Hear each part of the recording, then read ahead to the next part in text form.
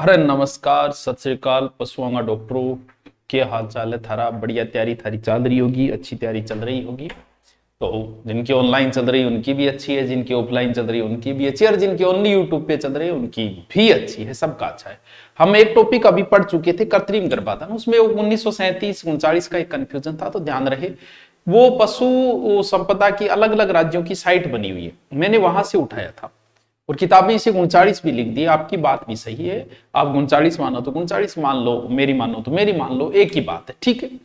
कृत्रिम गर्भाधान में अब कुछ बच्चे क्या होता है कि वो बड़े ही इंटेलिजेंट हो जाते हैं, या तो उन्होंने कोई डिग्री की हुई होती है इस लाइन की, तो वो अपना ज्ञान देने लग जाते हैं कि इतनी देर में हो थोड़ी जाता है कृत्रिम गर्भाधान। अरे भाई, कृत्रिम गर्भाधान पे पूरी किताब लगती है,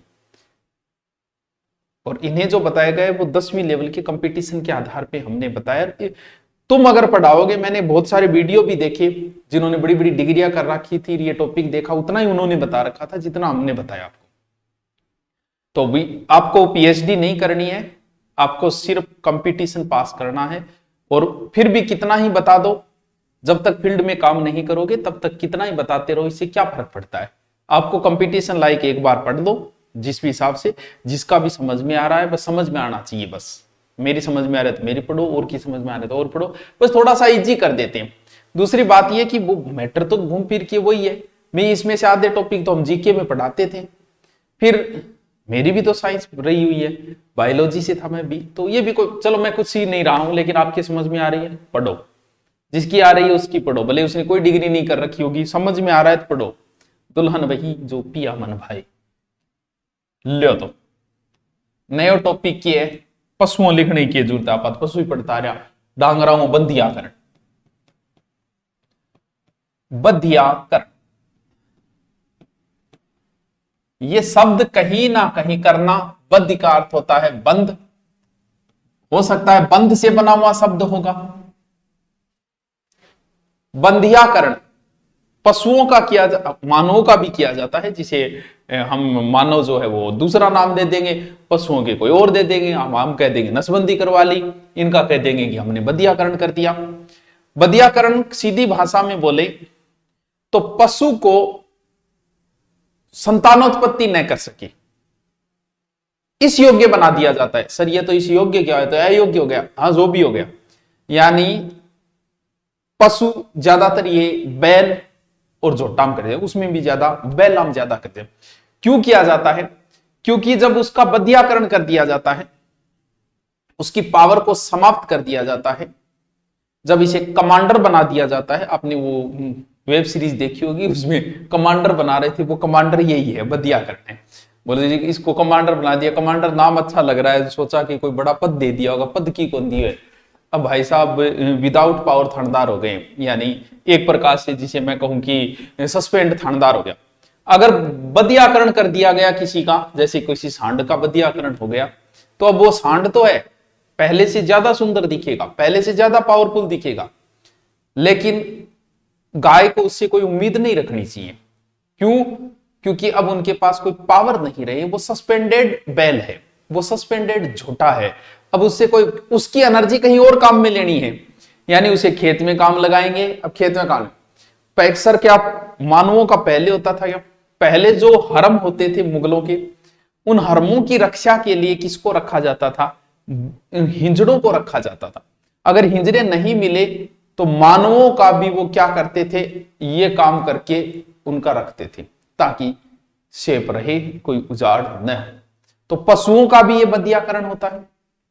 यानी सीधा सा आप समझ गए होंगे कि हम क्या कहना चाह रहे हैं, कि क्योंकि बहुत सारी लैंग्वेज को मैं दूसरी लैंग्वेज में कन्वर्ट करूं तो भी नहीं कर पाऊंगा, क्योंकि जो बातें हैं वो तो बतानी ही पड़ेगी।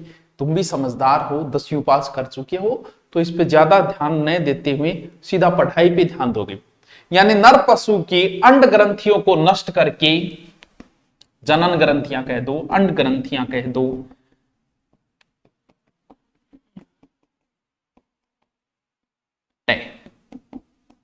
नष्ट करके, और क्या कहूंगे, जनन शक्ति विहीन बनाना, जनन शक्ति विहीन बनाना।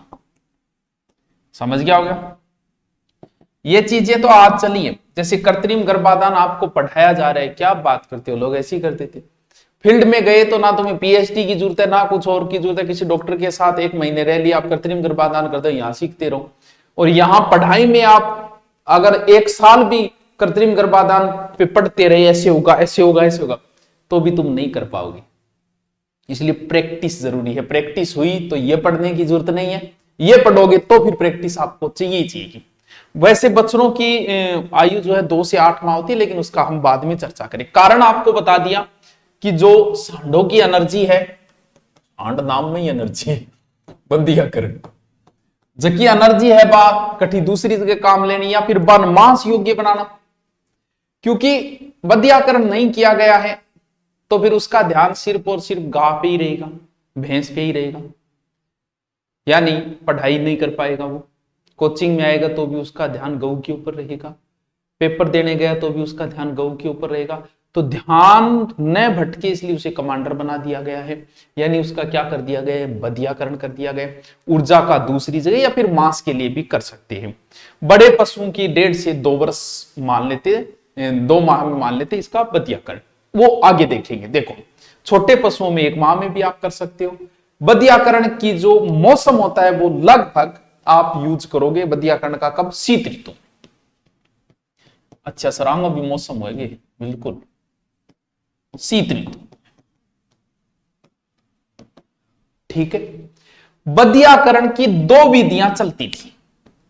एक विधि तो भाई वैज्ञानिक विधि तो आ जाइए भाई, आप बताओ वैज्ञानिक विधि तो आ जाइए, लेकिन बंदियाकरण तो पशुओं का युगों युगों से चला आ रहा है। तो बी विधि ना आपा के बोलांगा, बा बोलांगा आप बार गांव की विधि, यानी ग्रामीण विधि। गांव में होया करता सर, बिम क्या होता, बिम की को नहीं होता, कम से कम 4-5 एक मक्कू आता पकड़ के, ठीक है। कितना मक्कू लिया, 4-5 मक्कू ले आगे एयरबोज को बैल हो तो बोल आडो घेर लियो, चित्र भी दिखाना, आडो घेर लियो, बोले आडो घेर के अब क्या करना है, अब फिर कीमी कौन करना, ये बदिया करना गूगल मैप लेडा चित्र है। बोले अब कहीं करना है, बोले अब की कौन करना, ले गए फटकड़ी रे आज हो गयो काम, अब मुना बाजो फिर बुलाए, कोई टेंशन को नहीं। वो तो होती थी ग्रामीण विधि जो पहले चला करती थी, ठीक है, तो गांव में हमेशा से चली आ रही। लेकिन अब हमें कौन सी विधि काम में लेनी है, अब तो हमें वैज्ञानिक विधि काम में लेनी है। तो अब हम चर्चा करेंगे किस विधि का, वैज्ञानिक विधि का। आराम से समझता जाइयो, नोट्स थाने भी यहां मिल लीजिएगा, गुरु नोट्स पर या जठों मिले। एक तो विधि है कि बिल्कुल भी खून खराबो, डोंट लाइक, खून खराबा नहीं करना है, जिसे हम कह सकते हैं रक्त विहीन विधि।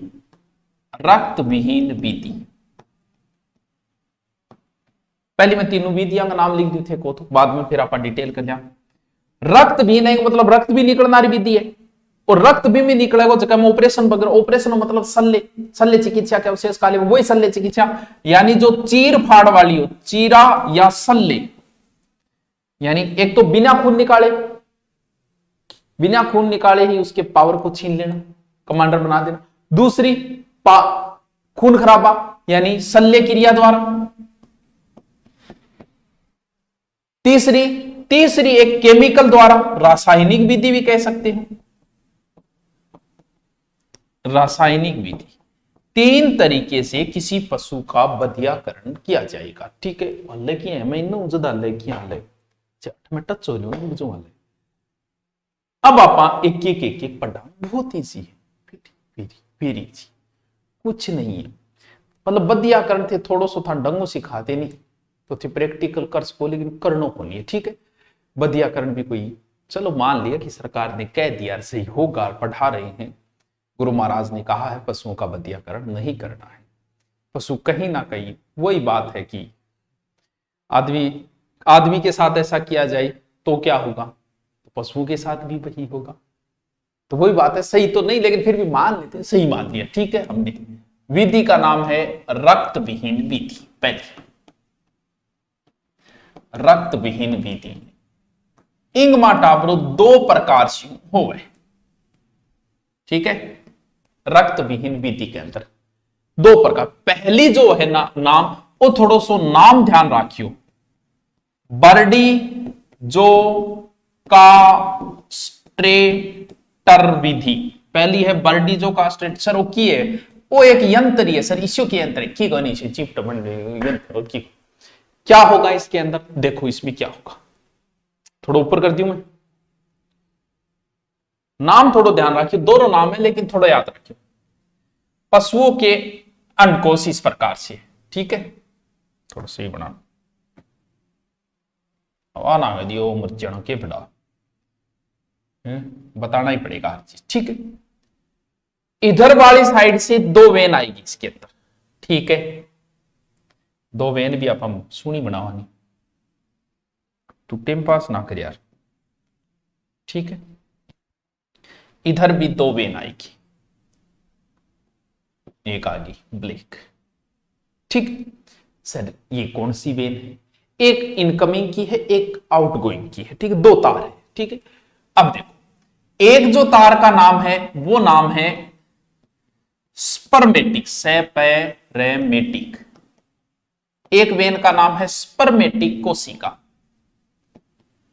ये इनकमिंग की है ठीक है आ रही है ये इनकमिंग की है यानी हमारे शरीर का जो रक्त हमारे शरीर में क्या है रक्त है भोजन है O2 है ये चीजें यहां लाएगी इससे यहां पर शुक्राणु बनेंगे ठीक है सर अब जब बने हैं तो निकलेंगे भी दूसरी ये जो कोशिका है इसको मैं लिख देता हूं यहां ये वापस जाने की है ये आउटगोइंग की है और इसका नाम है शुक्र जनन क्योंकि इसमें शुक्राणु है इसलिए इसे हम कह देंगे शुक्र जनन कोशिका समझ में आयोगे बहुत बढ़िया आगे ये शुक्राणुओं को शिशन तक ले जाती है एक इनकमिंग की है एक आउटगोइंग की है ठीक है कुछ नहीं है वो जो यंत्र है कौन सा बर्डी का जो यंत्र पकड़ेगा 5-7 मकू ऐसे लिया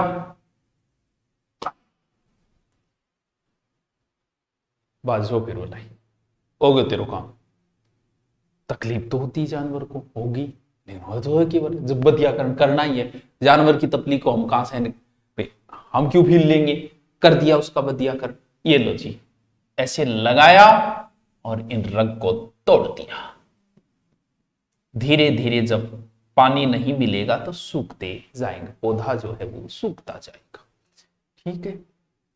ठीक है समझ गया बहुत बढ़िया समझ ऐसे ही समझाएगा बोले कोई मास्टर समझाओ या तो सीधे नाम लेना पड़ेगा या आप समझ जाओगे जो भी मैं ले इलाज क्या है साइंस है ये सीखना पड़ेगा शर्म आने की कोई बात को नहीं मुझे मैं तो बता रहा हूं आपको तो ये काम करने भी है डॉक्टर साहब आओ नहीं लियाओ थारो बर्डी जो कास्ट्रेट यंत्र के करोगा वो मैं आप ही बता देना चाहता थी वो है पहले दूसरा यंत्र एक और है जकैगो के नाम है बिंगो नाम है एलेस्ट्रेटर यंत्र सर इम के अंतर है की अंतर को इम थोड़ी तकलीफ कम हुआ है ठीक है ये वैसे तो पश्चिमी देशों में चलता है ये एलेस्ट्रेटेड यंत्र जो है वो पश्चिमी देशों में चलता है संडासी टाइप को सोई यंत्र हुआ वो ठीक है वो तो रग तोड़ लग रही ये तो वो है संडासी टाइप को सोई एक यंत्र यानी इस प्रकार का एक छल्ला होगा जो ऐसे आएगा ऐसे यहां रबड़ बंधा होगा जब शुरू आया है नहीं अंडकोश उसी समय डाल दिया यानी सख्त मोटा रबड़ होगा ये और वर्षण को ऐसे बंध जाएंगे इसमें फायदा यह है कि पशु को कष्ट नहीं होता धीरे धीरे जो है वो ये वेन जो है वो ब्लॉक होती जाएगी इस वजह से पशु को एक तो अचानक से वेनों को नष्ट करना और इससे वेन क्या होगी धीरे धीरे पशु यानी थोड़ा पशु को समय लगता है इसमें एलेस्ट्रेटर यंत्र द्वारा छोटी उम्र में ही करना पड़ता है और ये जो दोनों विधियां बताई वो बड़े पशुओं के लिए है विशेष रूप से ठीक है जैसे घोड़ों को तो कम करते हैं लेकिन ज्यादा सांड और झोटो कितना सोना नाम है सांड झोटो ठीक है समझ में आएगी एलेस्ट्रेटर कुछ लिखूं या नहीं? यानी रबर बांधते हैं, शॉर्ट में लिख लो।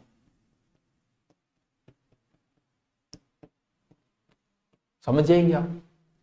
और क्या होता है इसमें, पशु को कष्ट कम होता है, पशु कष्ट कम होता है।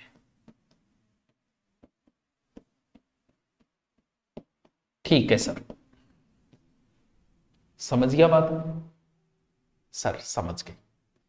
अब जो है आगे कौन सी, चीर फाड़ वाली, चीरा लगाकर,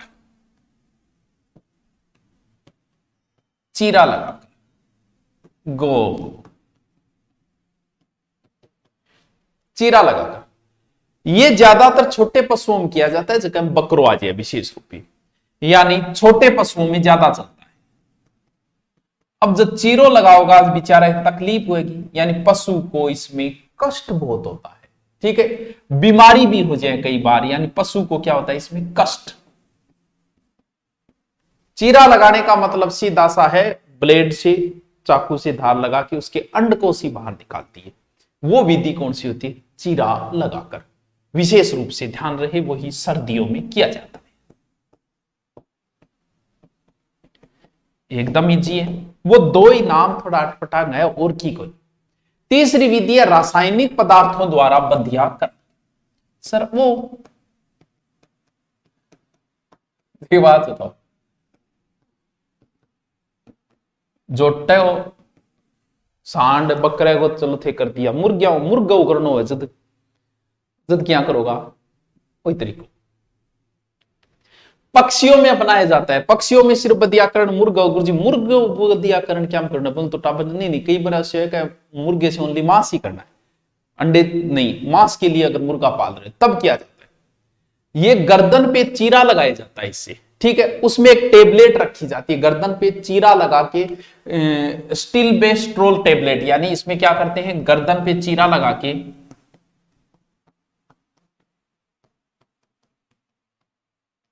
विशेष रूप में किन में होगा ये, वो लिख लेना, मुर्गियों मतलब क्या खराब यार, मुर्गों के अंदर स्टील बेस्ट्रोल,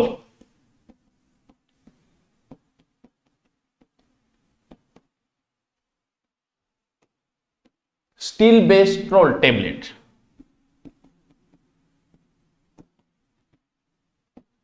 बस काम बन जाओ, हो जाओ भी। इस नर मुर्गों का जो बधियाकरण किया जाता है वो केपन कहलाता है। नर मुर्गों का बधियाकरण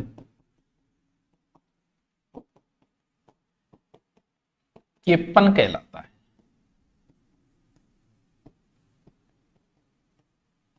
समझ में आई कि थार बात?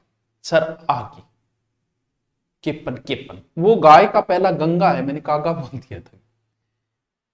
एक तो टाबरो वह बधियाकरण, ठीक है, एक वह नसबंदी। नसबंदी को मतलब वो ही हो गया नस ने बांधना, वो वे नहीं तो है। हमारे अंदर भी है, हर नरमी के अंदर वे नहीं तो है।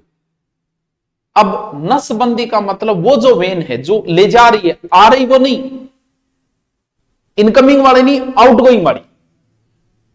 गालियां आंगड़ी आंटा मारती हो, होगी नसबंदी, कट मारती हो सिर्फ एक उसी को। भाई अगर दोनों वेन की तो धीरे धीरे धीरे धीरे उनमें सब कुछ मिलना बंद हो जाए, लेकिन और चीजें तो उसे मिल रही है, बस आउटगोइंग बंद की है, इस वजह से वो नसबंदी कहलाती है। यानी प्रौढ़ सांडों को जनन के अयोग्य करना नसबंदी। अगर नसबंदी किए गए सांडों को टीजर सांड, टीचर सांड नहीं, टीजर सांड, टीचर याद रह जाता है, टीजर सांड या टीजर बुल कहा जाता है। यानी नसबंदी किए सांडों को टीजर सांड कहा जाता है, कहा जाता है। याद रहे जैसे क्या होता है सर इनका नसबंदी करके, बड़े बड़े जिनके पास 100 गाय हैं, 200 गाय हैं, ज्यादातर इन्हीं में होता है, 100 गाय है, उसे पालने वाला एक व्यक्ति है। अब कौन सी गाय कब बोलने लग गई, आप समझते हो बोलना ही बोले करे आपने तो कहा बोलने लग गई, यानी ऋतु में हो गई जिसे मैं कहूं। अब 200 गया बिन के भरोसे हाँ सही लाग रही है, अब बिन तो बेरो कौन पड़ेगा भाई जी कौन सी है बी खातर वह आ भाई साहब ने रखेगा कौन सा नसबंदी करेड़ा बैल, किसको नसबंदी किए हुए बैलों को रखा जाएगा।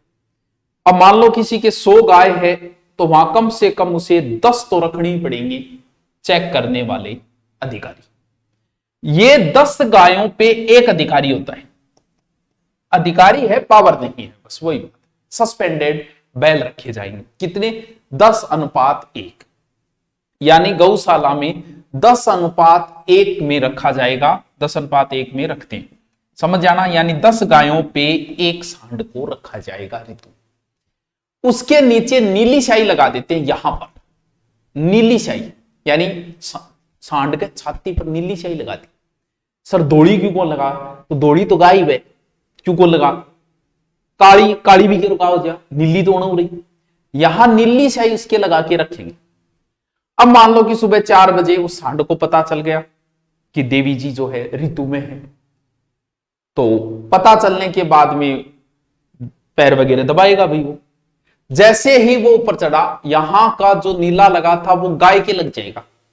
सुबह वो आओगो कितना अंग लाग रही है भाई, 4 अंग लाग रही है वाले, पता करने के लिए ही इन सांडों को रखा जाता है, समझ गए। नसबंदी किए हुए सांडों को ऋतु में गायों को चेक करने के लिए रखा जाता है, यानी ये बता देंगे रिपोर्ट पॉजिटिव है या नेगेटिव है। उसको कितने अनुपात में, 10:1 में, यानी सांड की छाती पे क्या रखते हैं, नीली स्याही। और ध्यान रखियो वो पर्सन बने हो किसी कलर करेडे होगो नीली,